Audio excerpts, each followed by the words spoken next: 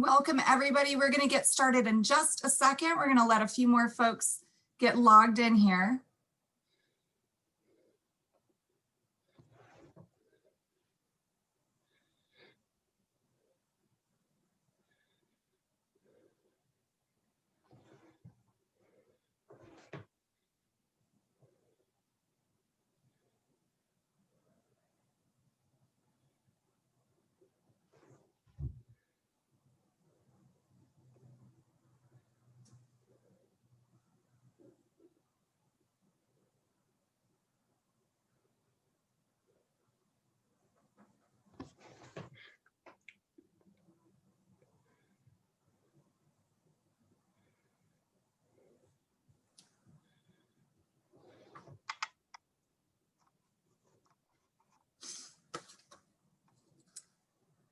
Well, welcome everyone to History Happy Hour, Bear River Massacre. Thank you so much for being here tonight. My name is Allison Espindola. I'm the Events and Rentals Coordinator at the Idaho State Museum.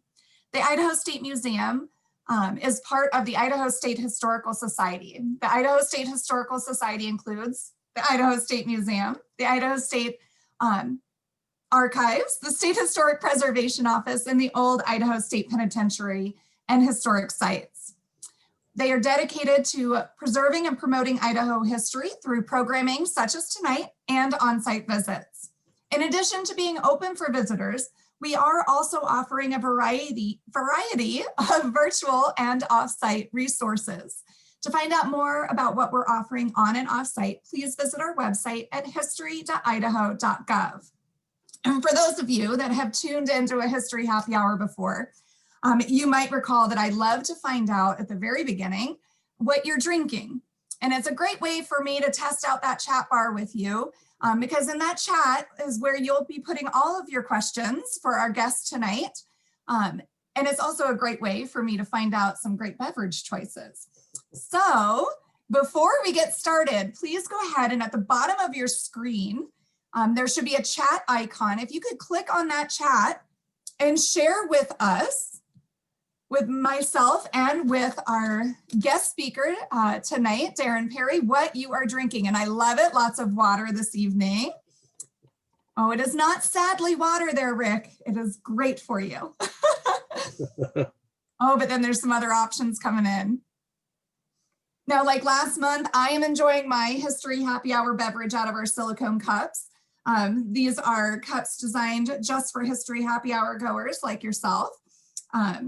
They are $15 and you can purchase them in person at the museum or online at the online gift shop.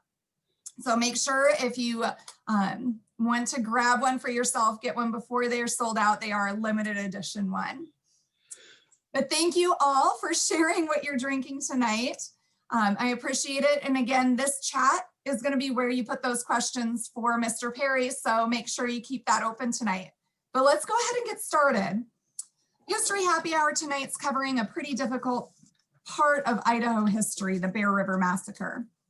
On January 29th, 1863, at the Northwestern Shoshone village, Boa Ogoi, had to practice that one to make sure I had that right pronunciation, thank you. Boa Ogoi, Colonel Patrick Edward Connor led the 3rd Regiment California Volunteer Infantry to massacre more than 400 Shoshone men, women, and children. The Bear River Massacre, as it is known today, became the largest massacre of Native Americans in the West. Our guest tonight to talk about this moment in history is Darren Parry. As a current tribal leader and former chairman of the Northwestern Band of the Shoshone Nation, a professor of American Indian history at Utah State University, and a board member of the American West Heritage Center, Darren serves as an educator and a community leader in his daily work. His passion for this part of Idaho's history pours through the pages in his book, The Bear River Massacre, Shoshone History, and even more so when he talks about this moment in history at the site.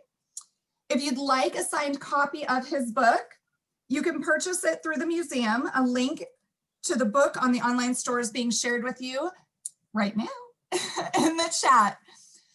And thank you so much for Darren for being here tonight. Can you start us off tonight by sharing a little bit about when you realized that you wanted to write a book about this moment and from your tribe's perspective? Well, thank you for having me. It's such a pleasure to be here. And I live in Logan, Utah today, so I'm close to the border of Idaho. I'm in Idaho probably every day. So this is just a pleasure that I can share some of my thoughts and feelings with you today. Your question, when did I really decide? And I'll tell you, it's crystal clear in my mind. It was the day that my grandmother passed away. Her name was May Timbimbu Parry, and she was the most amazing woman that I'd ever met and ever known in my life. I was so blessed because my parents both worked, and they would drop me off at her home every day. Uh, and it was here I learned at her feet, and I learned the history of our people. I heard stories about how the coyote stole fire and how the bald eagle became bald, and just I learned the way she did. Uh, in the oral tradition, the winter was the elders' time. And so the children would sit at the feet of the elders and hear these stories about values and stories that they needed to really memorize and take to heart, because it was one day going to be their opportunity to share with others. And so my grandmother always wanted to write a book. She was a product of the boarding school system. She went to boarding school, got educated, came home, attended a normal high school at Bear River High School. And then from there, she went to LDS Business College and got her English degree. And then she did something that literally changed the life of our tribe. She began writing down all of the stories that she'd heard. And so because of her thoughtfulness in making sure that we retain this knowledge, we have it today. And so I have so many of her documents, so many of her handwritten journals and typed notes on the beginning part of this book that she wanted to write to share our history from our perspective. And then she got Parkinson's disease.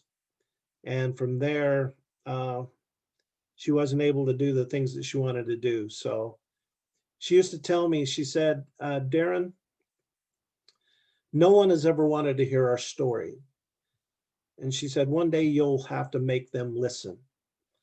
And so I really took that to heart growing up, that one day, because of time running out on her, that it was going to be my place and my opportunity to share this unique history from our perspective. And I'm trying to make people listen. I don't really have to make them. It's been a really wonderful journey that I've been on, and people want to know. I think we live in a day and age that people are ready. We're ready to reconcile the past. And the only way that we can do that is if we know history from all different perspectives, and especially from my grandmother and the Shoshone perspective today. And your grandmother sounds like a pretty incredible woman to be able to have that relationship and learn that tradition from her. Yeah, she was. In the book? What's that? Is she in the book? Oh, yeah. How could she not be chapter 1?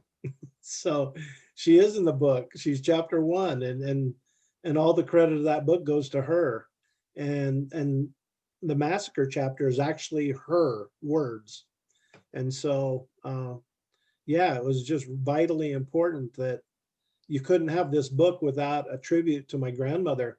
And actually, I could write a whole book about my grandmother. And I probably should need to, because she was that amazing of a woman. Mm-hmm. Thank you. And throughout the process of writing this book, was there anything that surprised you? Yeah, there was. And I'll tell you what, it was about how therapeutic it was and how healing it was. I thought I'd kind of knew everything there was about the massacre and about our people. But when you start scratching the surface and start talking to other families and looking into the oral histories of some of the other elders, I quickly realized that the things I'd known and the things I'd been taught by a wonderful grandmother were certainly an important part of the story, but it wasn't everything. And so as I looked into Bear Hunter, Chief Bear Hunter, who was there and was actually tortured and massacred, as I looked at their family records and history, I quickly realized that you can't really have a complete history of our people and how they lived without trying to examine everything that's available at the time. And so, yeah, going through the process and doing research on many things that I didn't know. And one of the chiefs, Sagwitch, was my great great great grandfather. So I'd heard all of the stories from his perspective, but my goodness, there was so much more just from other elders and other writings that other elders had written about that really went into the book that made it much more powerful and much more meaning. And it really opened my eyes to, you know, the perspective that I'd only been shared was from my family. But how many families were there? There were a lot of families. And so it was so important to me to be able to reach out to those other families and see, and then you start putting it all together and it just makes sense. It makes much more sense than it would have had I not done that. But I found as I learned more, it just became very therapeutic for me. And I think that's a lesson for all of us. I think all of us can take away is as we look into our past, look into our families' histories and past, I think there's so much we can garner from what our ancestors went through, how they thought and how they felt, and know, as bad as it is today with the pandemic we're going through, sometimes our relatives had it pretty bad too. And just some of their thoughts and feelings about how they navigated those waters. And so I was just so grateful that I had the chance to start researching all of that, because it was really healing to my soul to know that some of my ancestors went through some of those really horrific things too. And I'm not alone in any of that.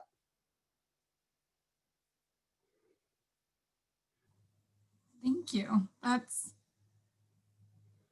It's interesting to think about how that process of just taking the stories you've grown up with and being able to put that into a place where others can learn from them, but bringing in other parts that you didn't know about, and continuing that learning in the process. Yeah. Wow. And we do have a question that came in about if the book is new.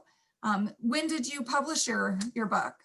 The book came out 2 Thanksgivings ago. So it's just a little more than a year out. And so it was published the day before Thanksgiving. And so Thanksgiving is always my favorite holiday. Not so much the Thanksgiving we know, colonial Thanksgiving, but to me, it's just a perfect time to give thanks for what we have. Disregarding, the true meaning or whether we're celebrating it in the right way, that's not a big deal to me. The big deal is getting together with family, being grateful and thankful for the blessings that we all have in today's world, which are many. And so that's why it's my favorite thing. But now it's my favorite thing because my book came out that day too. So an extra reason to be thankful. Absolutely. Was there any story or part of that history when you were writing the book, when you were talking with others, that you really you want to share that would be that kind of was that surprise to you? Yeah, I looked at Sagwitch was my great great great grandfather, and I'd always heard the story about his son Jaeger, who was 12 during the massacre. but I'd never heard the story of his son named Bishop. Bishop was only 3 years old, and they found him, and I didn't know this, and I don't know why, but they found him after the massacre wandering the killing field, clutching a bowl of pine nut gravy. And he was 3, and then they found him, they took care of him, and he had 7 bullet wounds to his body, this 3-year-old. And so, man, it was really humbling to hear that story and to hear, and these are coming from Mormon pioneers' journals that found him and said, you know, how horrific it was, and the carnage that they'd seen. They said the bodies were 8 deep and 10 deep in some places. And then to find this little boy who was wandering the killing field with a bowl of pine nut gravy, and then coming to find out that he had 7 bullet wounds and survived, was just really not only heart-wrenching, but it just gave me a deeper sense of what took place, and the stories that we don't know. I mean, had I not done a little more deeper dive into it, I wouldn't have known that. And so to find those things out, and now I'm questioning what else is there? What do I don't know? And I'm sure there's so much, because when you have that many people massacred at the hands of civilization, I'm sure there's 400 accounts of just like that didn't end so well. So yeah, very humbling too.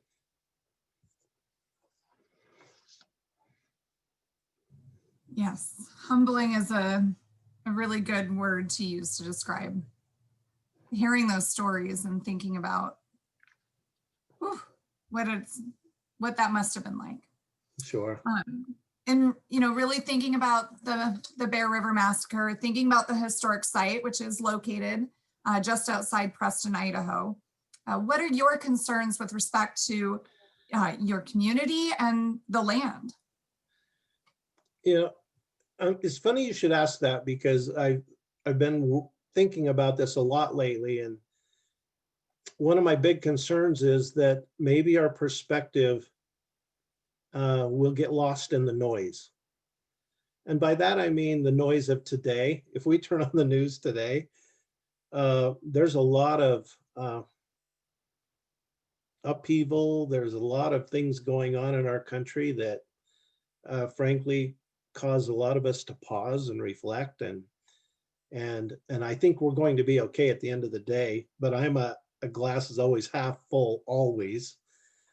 But I'm worried that the perspective that we're trying to share, a perspective of Native Americans that has never been really shared in the history of our country, I'm afraid that message will get lost along the way.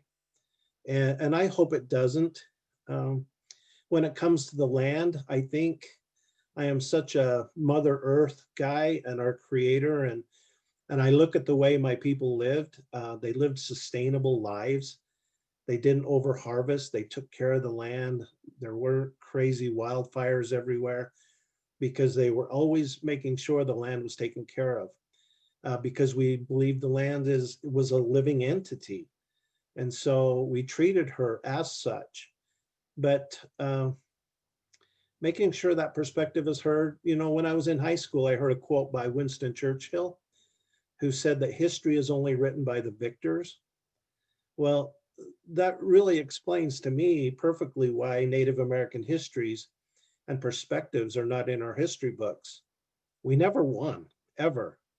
And so the fact that we are now on the brink of being able to just share this rich, vibrant culture and history and how we honored the land is really, really important to me. And as I look around, and I want you guys to think about this. We talk about diversity a lot, especially the last summer, some of the riots we've had, and with Black Lives Matter. And we talk so much about diversity and equality.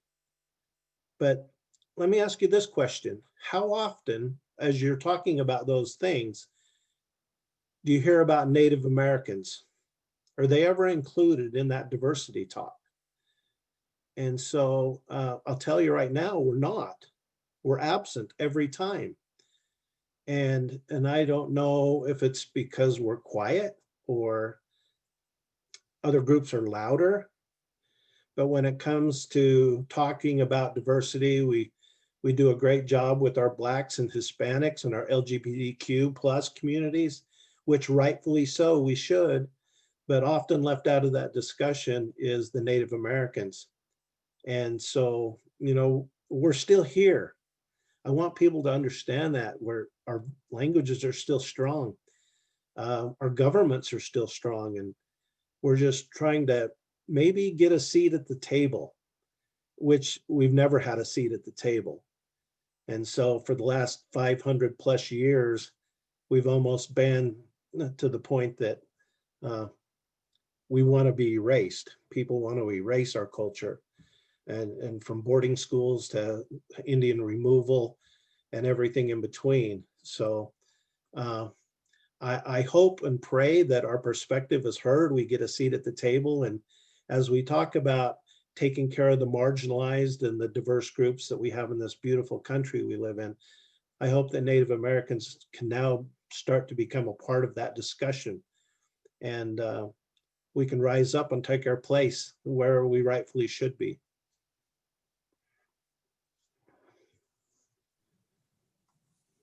Thank you. It raises a really interesting conversation about how we respond and the stories that we hear, and meaning on the large scale, what are we hearing? And this story and the story of your tribe and your tribe's perspective, and even this part of history is one of those stories that, you know, should be heard. And yeah, it's interesting tonight, you know, we reached our maximum capacity for this event, and we've got a nice full house here tonight. So I think that really does show that people want to hear the story. They want to know, they want to learn. And I think that's testament to the work that you're doing and getting this message out there and sharing. Thank you. You know, I talked to a woman that was in her 90s in Preston the other day. And she said, Darren, I grew up a quarter mile from the site, and I was never taught about the massacre in school. We never talked about it as a family, and I don't know anything about it. And she was over 90 years old, and she grew up right in ground zero. And so was it the dirty little secret that we don't talk about anymore? Was it, you know, there's all kinds of theories on why we don't know more. But I know my grandmother, May, was a bulldog when it came to telling that story. And my goodness, I wish you all could meet her. But she just kind of ran out of time and passed that torch on to me. And so I have really felt the energy from the local community now. I have not heard one negative thing about what we're trying to do there. And I think it's time that the story be told. And I think it's time to give those people that died that day at Bear River a voice. And I've said it many times, their voice cries to us from the dust, and they absolutely have a right to be heard. And so it's my goal. And so it's working out pretty good so far. I agree.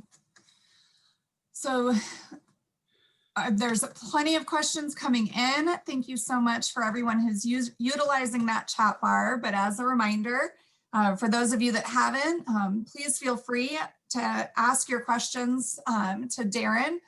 We'll take some time towards the end to ask a bunch of these to him and get as many answers to you as possible.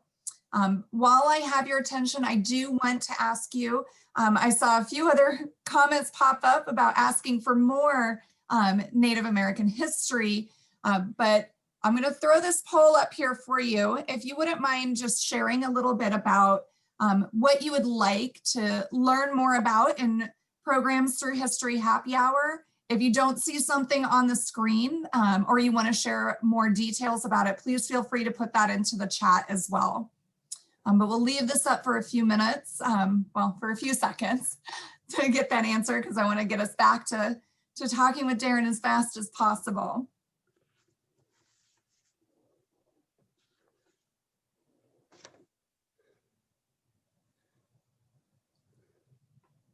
And Darren, while this is going for a few seconds, a side question: how did the bald eagles become bald?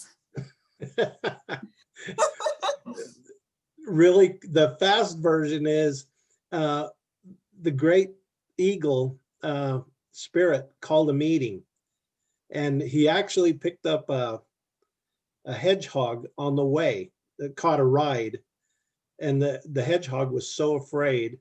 He was on the back of the eagle because the eagle was just diving and swooping and doing what eagles do, that he just was grabbing on to the back of its head to hang on for dear life.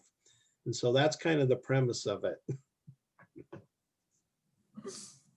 Thank you.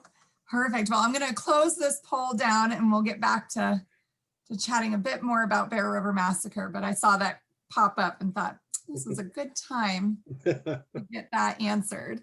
Thank you all for participating in that poll and for continuing to put your questions in the chat. But I do want to ask you, Darren, what are you working on right now? Well, I'm laser focused right now every day to raise the money to build the Interpretive Center. So we're halfway there.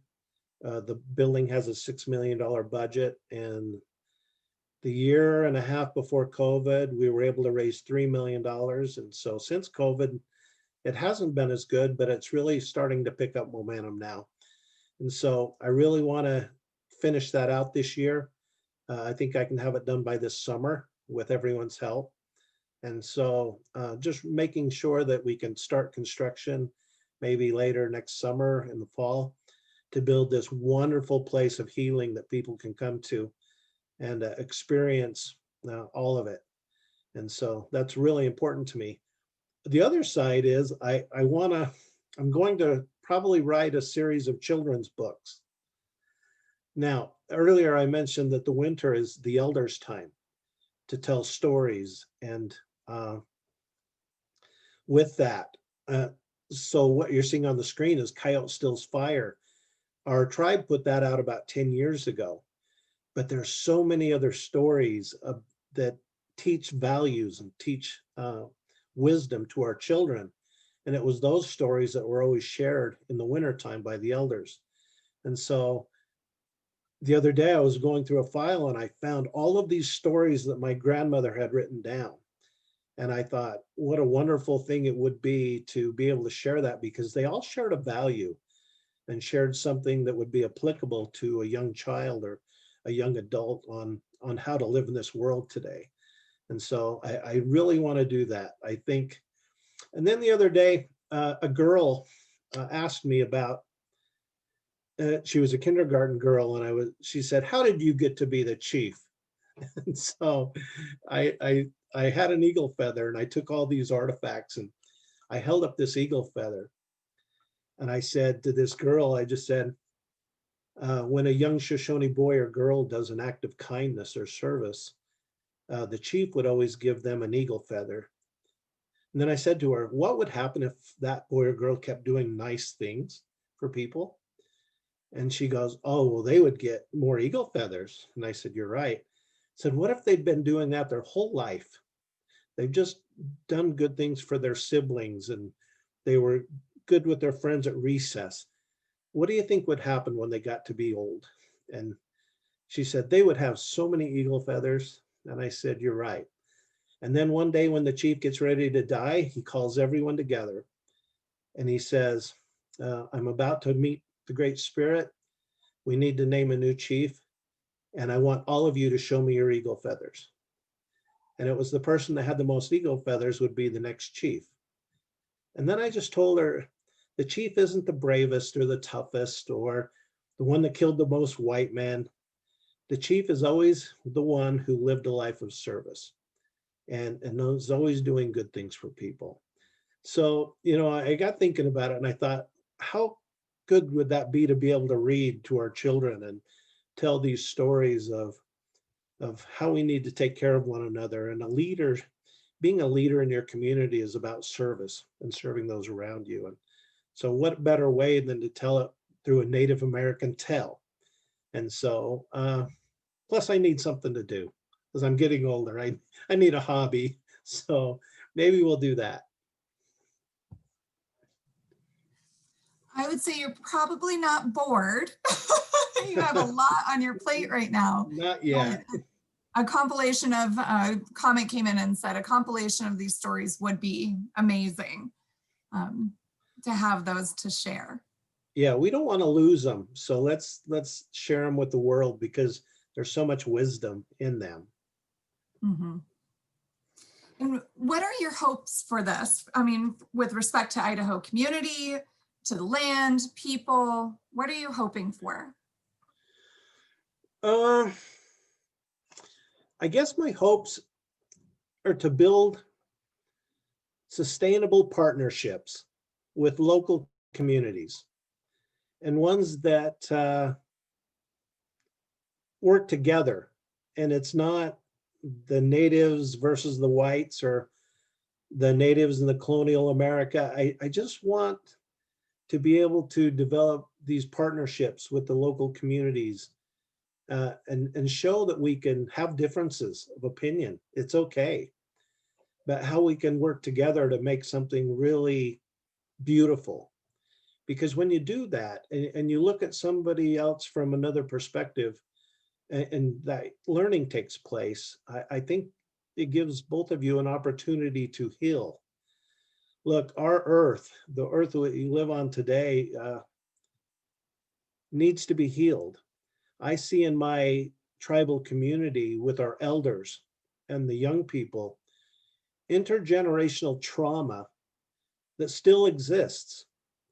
And so being able to build an interpretive center, being able to do it in partnership with the local communities and the state community, and all of us working together to build bridges of understanding, I think that's how we begin to heal as a country, and not only and heal locally as a local community. So that's a big deal to me. And I don't want to build a visitor center. I don't want to build a building with things in it. I want to build something that people can come to and learn about a culture that may be different from themselves, but a culture that teaches the same values of honesty and things like that their society teaches as well. What can we do together to really make a difference in the world that we live in today? And I think this building and what we're going to do there will have the opportunity to do that. I love that. And having talked with you before this too, really that message of healing, of hope, of that education, of that service to others is so apparent in what you're trying to do and what you are bringing to the community now. Yeah, I've seen it, and it's been really, really amazing to see what you can do together when you put aside differences and use our commonality, and amazing things happen. When you collaborate, amazing things happen. So my last question for you before we get into the question and answer portion, because we have a lot of questions, which is great. Keep them coming. We will answer as many as we can get to. But what partnerships are in place right now to support your vision? And what partnerships are still needed that you see? Oh, well, some of the partnerships we have in place right now really have to do with Utah State University. Just two things right off the top of my head. There's a picture on the screen now of a group of PhD students in environmental education and social justice education. Not only were we going to build this building here at this site, but they have done a land survey and they've identified every plant that needs to come out that wasn't there in 1863. And they're formulating a plan to reintroduce plants that were there in 1863. So not only are we going to have a building of learning, but the environment, the land, we want to return back to what it looked like. And so that partnership with USU has allowed us to do something there. It's going to be a classroom going forward for many, many generations. Classes from elementary all the way up to grad school can come there and see what a healed earth looks like and what a land that's free from trauma can look like.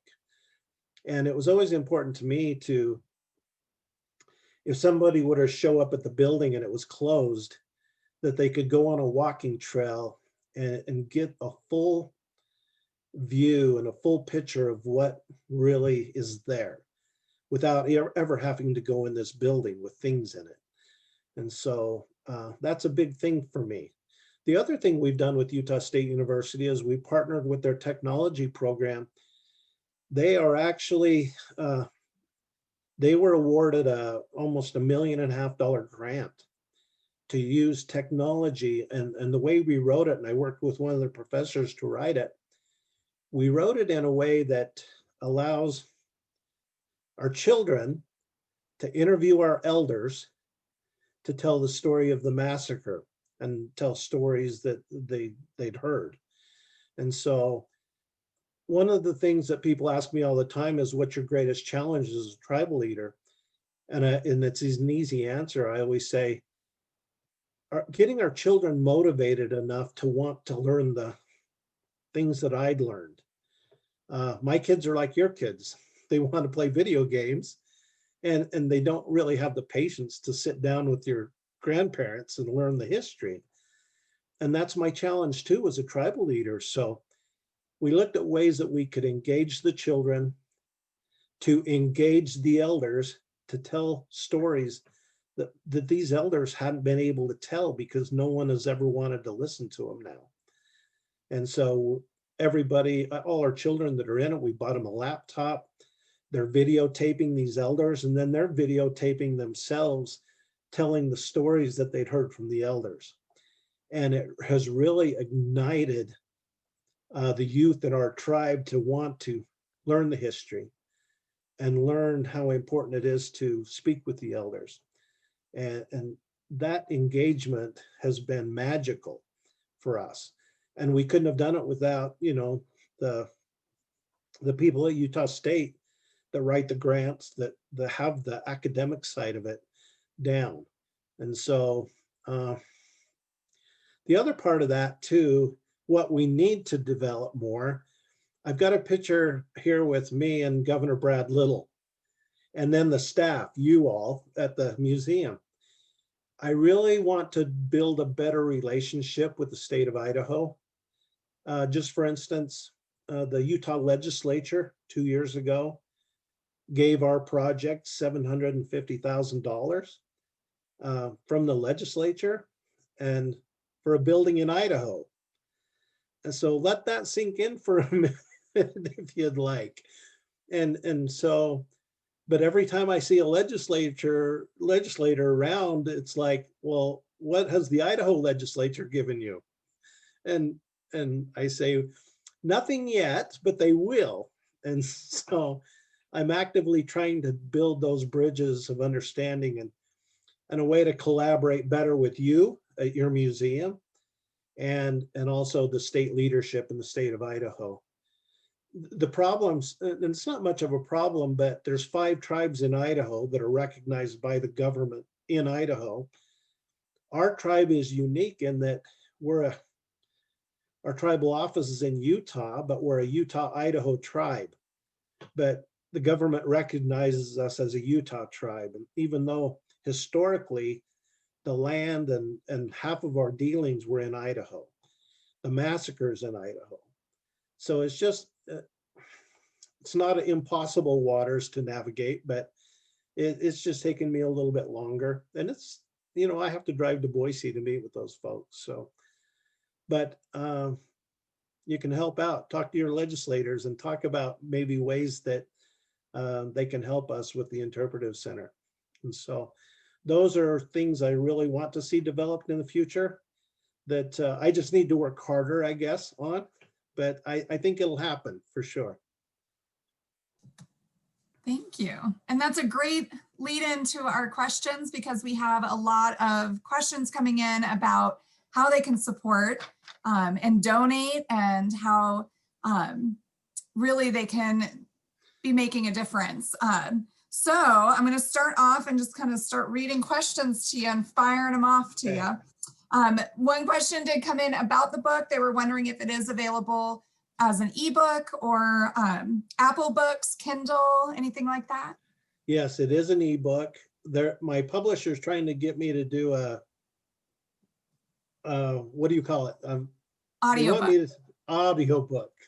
And I haven't done it yet because I've been kind of busy, but it is ebook. It's available on Amazon, Deseret Book, and it's only $10 on Amazon. So if you have Amazon Prime, you get it, $10. So, but it's, and then here in Logan, in the Cache Valley, there's quite a few places that carry it just individually, but you can get it in any of those places, or you can message me and I will sign a copy to you and send it to you. And just, I only charge $10 plus whatever shipping is. So usually about $2.50 or something. So yeah, there's a few ways you can do it. Perfect, thank you. And there was another question about your book. What are your goals for the book for Indigenous and non-Indigenous people?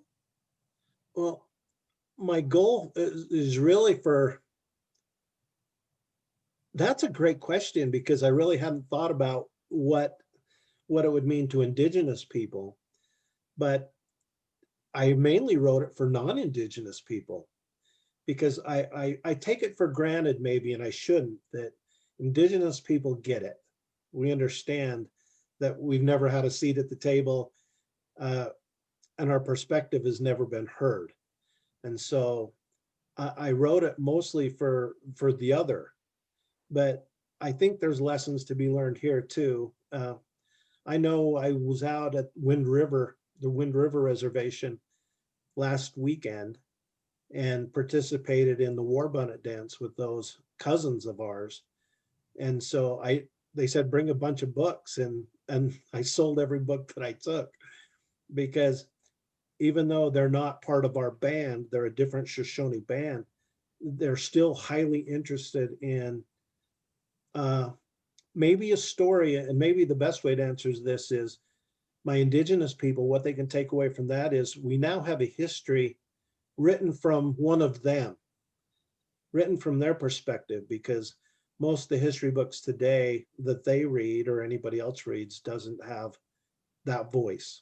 The native voice is absent. And so at least this is my shot, for good or bad, at providing our people a voice, giving them a voice. And I feel like you were reading the questions, because a question came in about voice. It's just, you're leading right into them. I feel so the question came in, how can the community better support Native peoples and lift up their voices? Attend a powwow, engage in, all you have to do is do a Google search of Native American tribes, or what tribes are indigenous to their area. Start that way. Start with land acknowledgements. I know that's kind of a big thing now, but if you go to a meeting, I know a lot of people in certain areas will stand up, and especially in Canada, they're really good about this. They don't have any meetings without standing up and acknowledging whose land they are currently on. And so that is powerful. And it's powerful to the people that hear it, but it really sends a strong message to the people that were there first. And what it's saying is, we hear you, we know you are here, and we are honoring you in the only way that we can today, as far as that meeting goes, but we're going to recognize you. as being there. So I think that's a couple of ways you can do it, but yeah, I just learn about the culture, learn about it. And if you can go to a powwow or something like that, go and see this vibrant culture that's still alive, and they're teaching their children these dances and ceremony and things that we can all learn from. So. Mhm.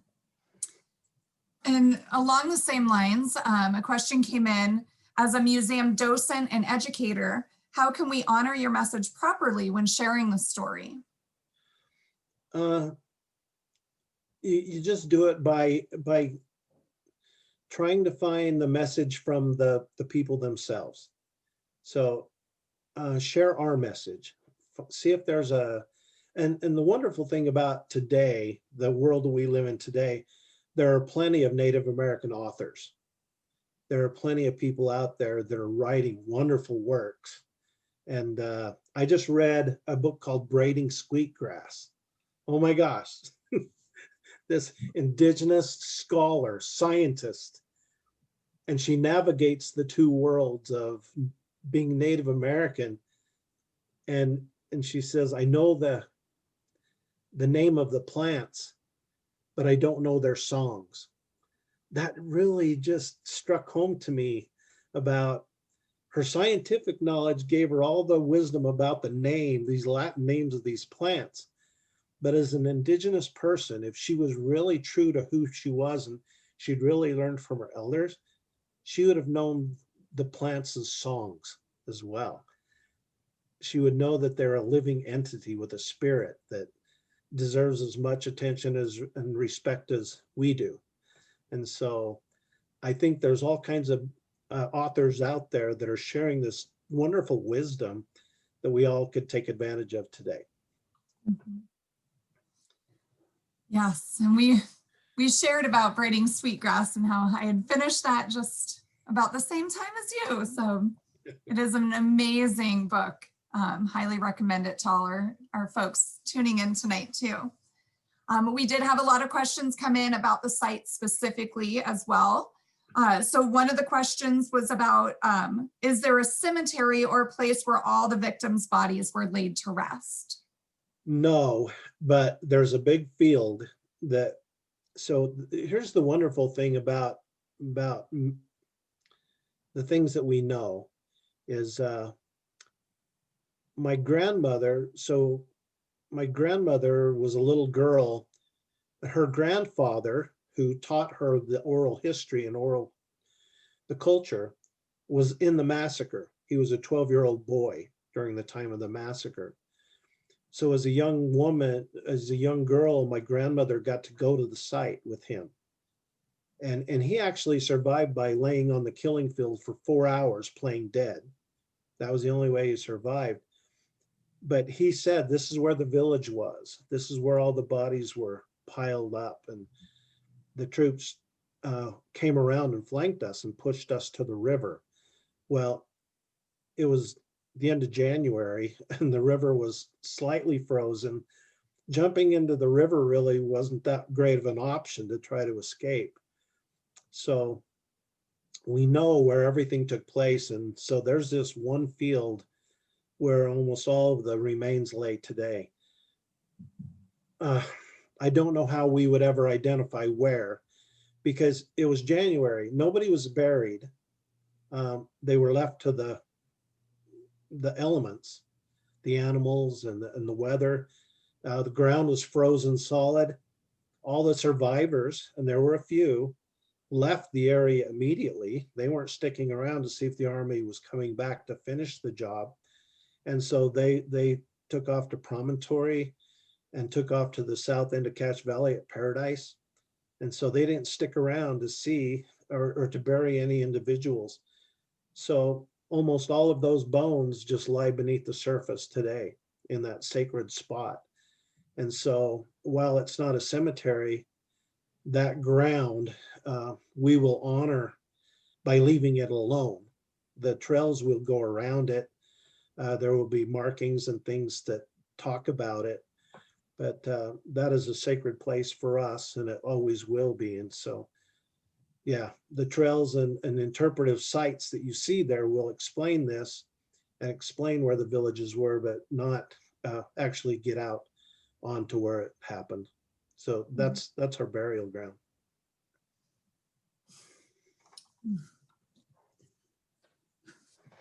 And then it does somewhat answer, but I'll still ask the question, has the site ever been examined by an archaeologist?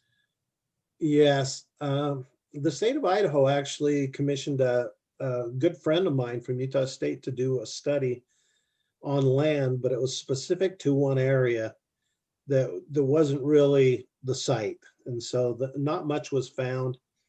But an amateur, before we owned it, an amateur archaeologist went through there with the permission of the landowner who owned it at the time. And actually, he did it in a pretty good way. He did it he had metal detection and ground penetrating radar, and he had so many metallurgy hits and he dug up a few of those that were just beneath the surface, and he found bridles and animal tack that said US cavalry and bullets that were from that period. And it was just, he GPS marked almost every one, but after about 20 different digs, he quit digging. He just GPS marked every spot. And if you look at a map at the area, it's just heavily concentrated right on this killing field. And so I'd like to share that image when we open that center, because it is really unbelievable how many things. And he kept some of the horse tack from the horses, and a lot of those bullets we still have that we might display.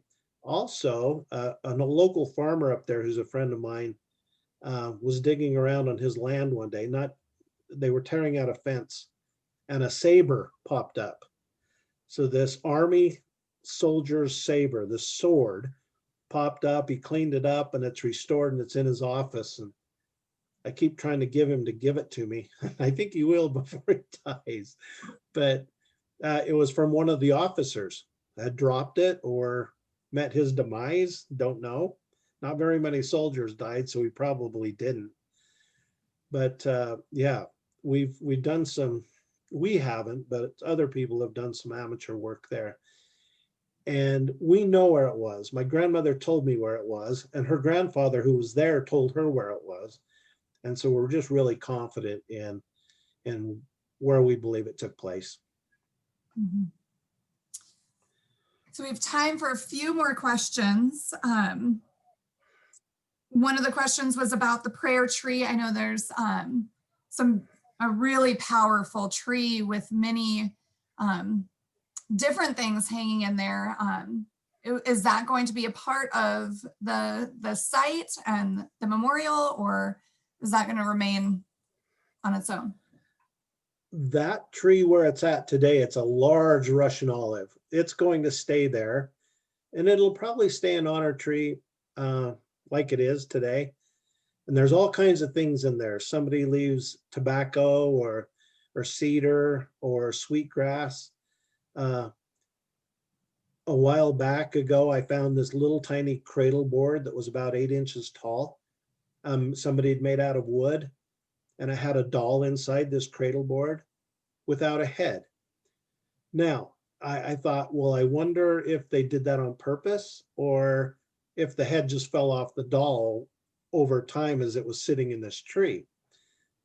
And maybe we can answer it any way we want to, but it really made me stop and think about some of the powerful imagery that's there. And so there's dream catchers.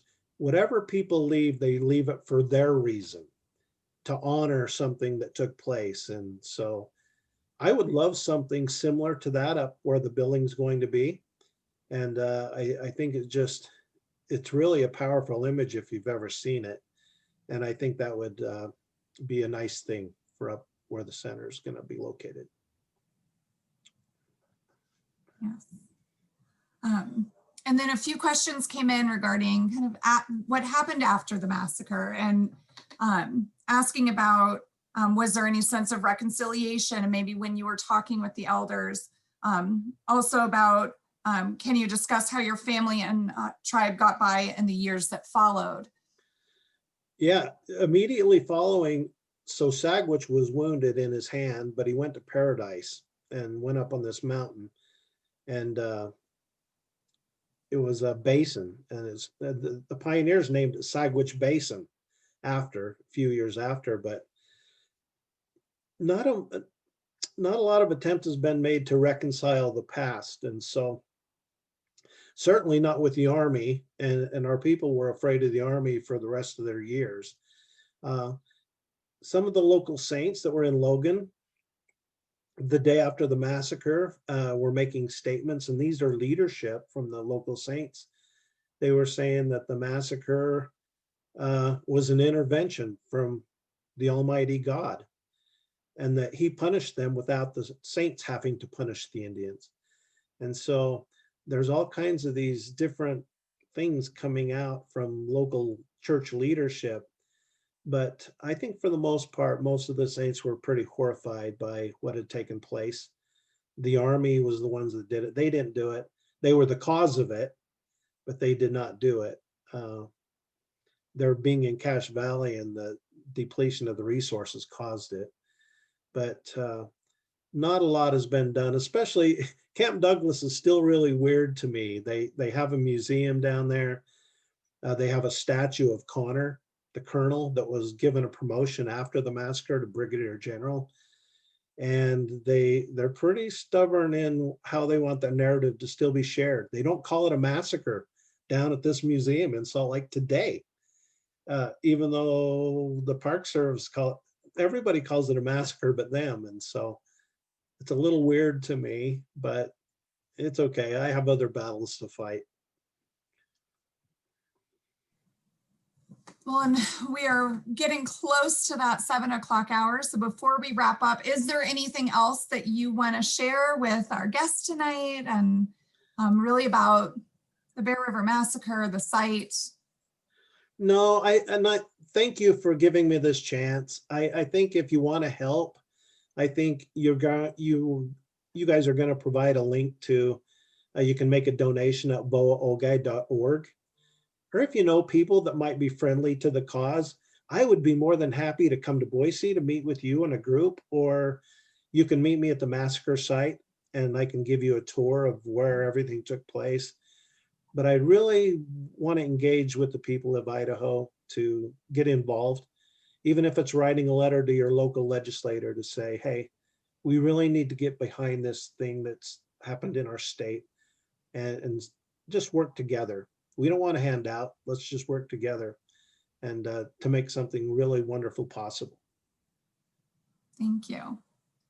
Yes, and thank you, Darren, for being here tonight. Thank you to all our guests joining us this evening. The Idaho State Museum and the Idaho State Historical Society is committed to providing opportunities like this to share with you, our visitor, while at home or at one of our sites. One way that we do is by finding out a little bit more about you and what you're interested in. So in the chat, you're going to see a link to a survey. Please fill that survey out and share a little bit more about who you are and what your interests are, so that we can continue to provide experiences like tonight. You'll also be getting this link in an email tomorrow. So if you miss it in the chat tonight, don't worry, you'll get that in that email. For more up-to-date information about other events, how to become a member, or to make an online donation to the Idaho State Historical Society, please visit our website at history.idaho.gov. You can also stay up to date on our social media pages. And to make a donation to the Boa Ogoi Cultural Interpretive Center, that link will be shared in the chat now for you as well. It's also on your screen, boaogoi.org, as Darren had mentioned earlier. We hope to see you at one of our sites soon. Thank you so much for joining us this evening. Have a great night and stay safe.